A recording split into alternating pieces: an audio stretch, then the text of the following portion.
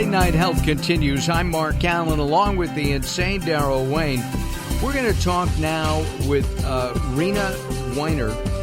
She's written a book called Trust Your Doctor, but not that much. Reina, welcome to Late Night Health. Thank you, Mark. Thanks for having me here. Sure. Have you always trusted your doctor? I mean, No, for years and years, or not? I trust them to a point. And the title of the book has been, what can I say, made so because I think it's really important for patients to be part of their healthcare journey, the process, and the more you participate, the more likely you are to get better care. So you do trust them. I mean, I do trust some of their expertise, but I do think it's a very much a joint effort. No, I agree. In fact, our mantra, if you will, here at Late Night Health is to help empower people to take charge of their health care and to let doctors know that they are not in charge. I have talked to doctors who said, no, I'm in charge of that case. I'm the boss. And that's just not the way it should be. Would you agree? Well, I agree with you. I mean, I do think, like I said, they have the training, the education, they do have experience and expertise, but patients do know their own body if they have been paying attention. And I do believe that you work in concert. You work together. It's a team effort. And that is really my choice as a patient, to become involved, to advocate, and to ask a lot of questions. Have you ever told a doctor, I'm not coming back because I just don't like what you're saying? I have told doctors that I am likely to come back if the conversation changes. How about that? I got it. That makes sense. I don't walk away angry. I don't do that because I think you don't gain anything by that.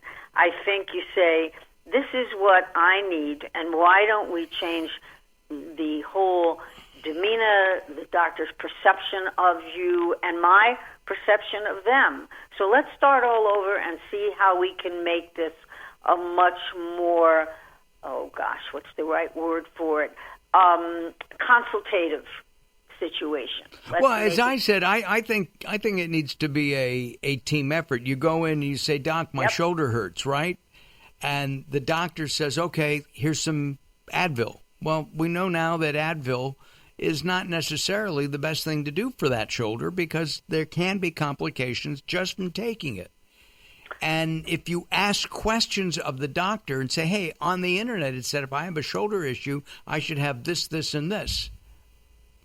And the doctor, I actually had a doctor tell a family member, what, you graduated from internet medical school? I went to a real medical school. I would have fired the guy on the spot.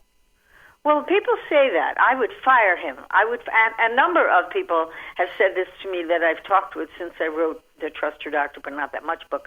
But I don't know that you gain what you want if you just say, you're fired, I'm never coming back. I like to give them another opportunity to create a better conversation, one that says, I respect your expertise, your education, and so forth, but here's what I think. And these are some of my preferences. So maybe instead of the Advil, I'd like to try physical therapy, I'd like to try acupuncture, exercise, whatever it is, and then I would present that to them and then see what their response might be. And that makes sense, and I agree with that. That's absolutely good.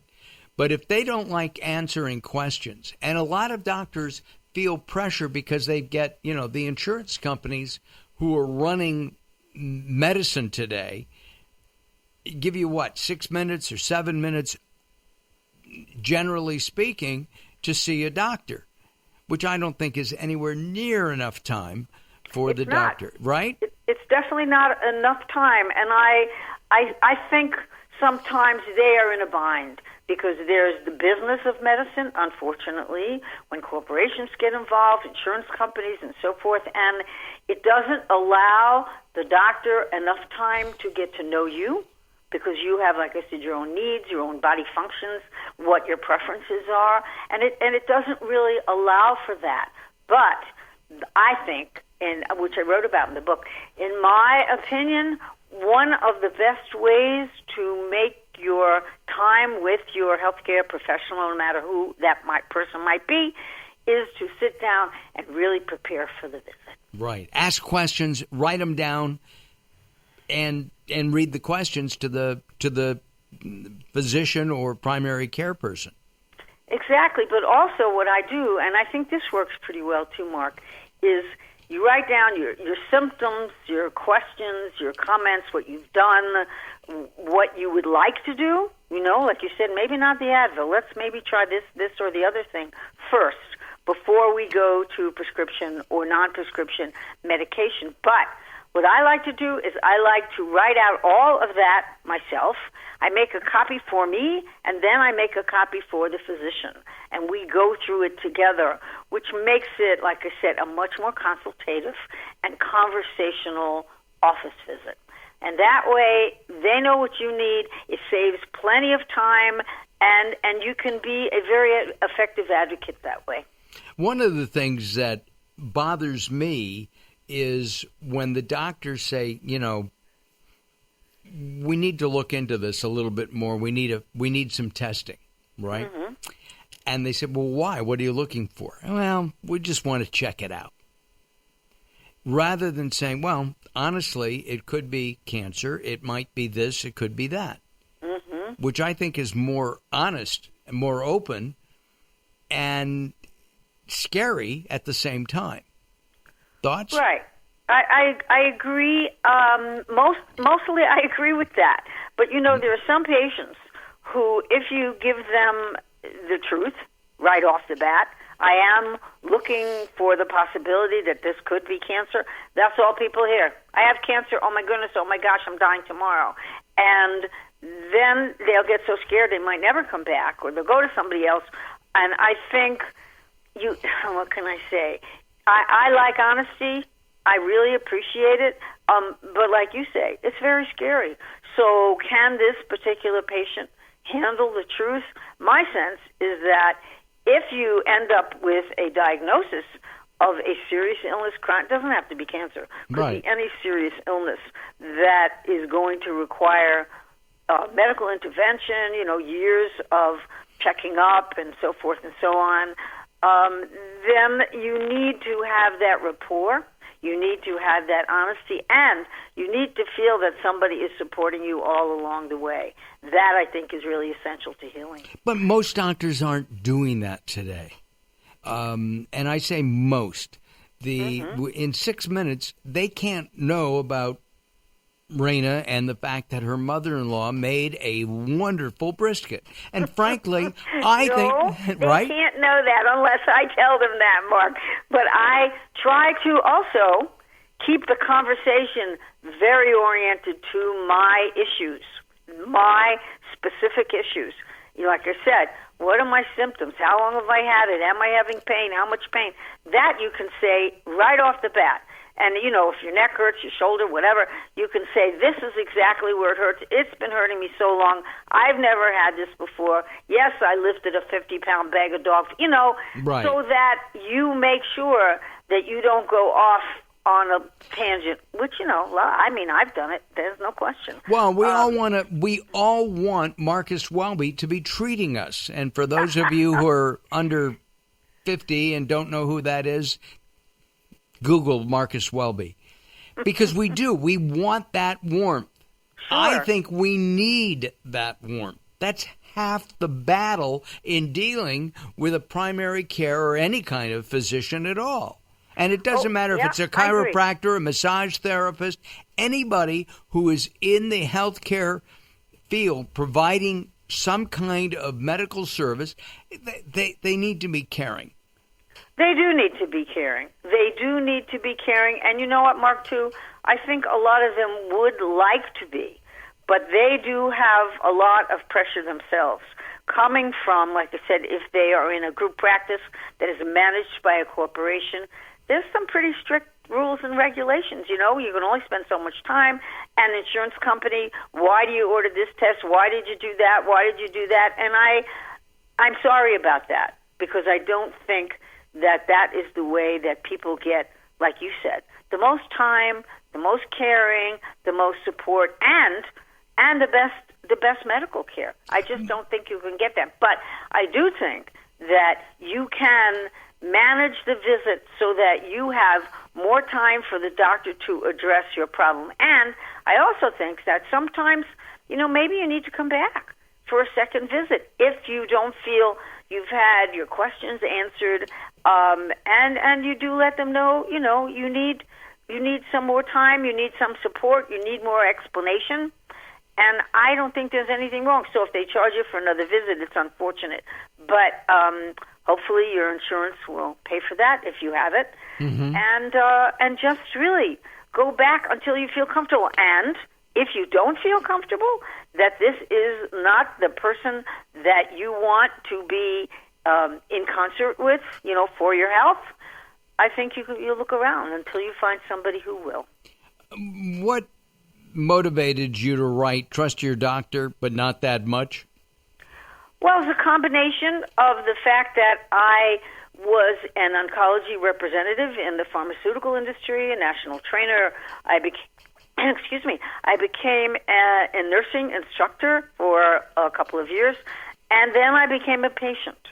And so I thought if I could a cancer patient of my healthcare. Reina? Yes, sir. A cancer patient. That's me. That you. That would be me. That would be you. There. Okay. I am a cancer patient in remission, and I've been in 4 clinical trials. I've been the gamut, as they say. And so the combination of healthcare, pharmaceutical professional, and also as a cancer patient, I thought maybe I could share some of what I've learned along the way to encourage patients to advocate, to speak up, and to be a very active part of their health care. And at the same time, your background is in nursing. Well, my background is really in the pharmaceutical industry. Right. I was a national trainer, so I worked a lot with other representatives, but spent a lot of times talking to doctors. I had worked in their offices, I'd worked in hospitals, and then after all of that, then I taught nurses as well. So I'm not an RN, okay, but have worked with an awful lot of them, and they are very smart, very professional. And I used to talk about clinical trials every single day with the doctors and with the nurses. And I can say also that sometimes if you feel that you're not getting enough time, a nurse practitioner might have some more time for you.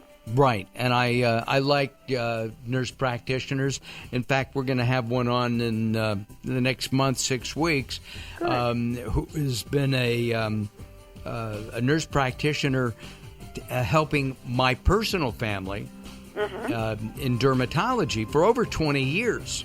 Wow. And I've never yet, in all this time, met the guy who signs the insurance form at the end, the doctor. I find that absolutely reprehensible. But that's another story for another time. Okay, right. Our guest is Reina Weiner. She is the author of Trust Your Doctor, but Not That Much. Join us at latenighthealth.com. We'll have Reina's pretty picture up on the website, and there'll be a link to her website as well. All right, don't go away. I'm Mark Alyn, along with Daryl. We'll be back. Recently, I met Jacqueline from Bright here in Los Angeles. She gave me a hearing exam and then showed me how to hear again with the new Signia Pure Series hearing aids, and she can give you your life back too. I hear birds chirping, birds cooing, and even my wife. They easily connect to my smartphone. The Signia hearing aids are amazing, and with the charge and go, I don't have to fiddle with batteries and hear all day long. Not hearing is frustrating for you and your family. I know you don't have a problem, but trust me, call Bright Here now for a free hearing exam, a $125 value, yours free, just for making an appointment now. There are offices throughout the Los Angeles area. Call Bright Here now at 323 323-424-7100. That's 323-424-7100 for a free hearing exam. There's no obligation. Call now, 323-424-7100, or visit them on the web at brighthere.com. The latest from the greatest, the best in new music by classic rockers, with your host, the insane Daryl Wayne. This is Alice Cooper, and if Daryl Wayne is insane, what does that make me? Criminally insane. Stick around to find out. Many of the artist interviews for the latest from the greatest have been captured on audio book. There is a Volume 1 and Volume 2. Great information and conversations with people in the industry and people surrounded by the industry, and of course the rock stars themselves. I'm the Reverend Al Green, and you're listening to the insane Daryl Wayne. And I said Wayne Insane. You can find it on Amazon or Blackstone Audio. Search for the latest from the greatest from Daryl Wayne, Darrell Wayne. Hello, this is Weird Al Yankovic, and you're listening to the insane Daryl Wayne, aren't you?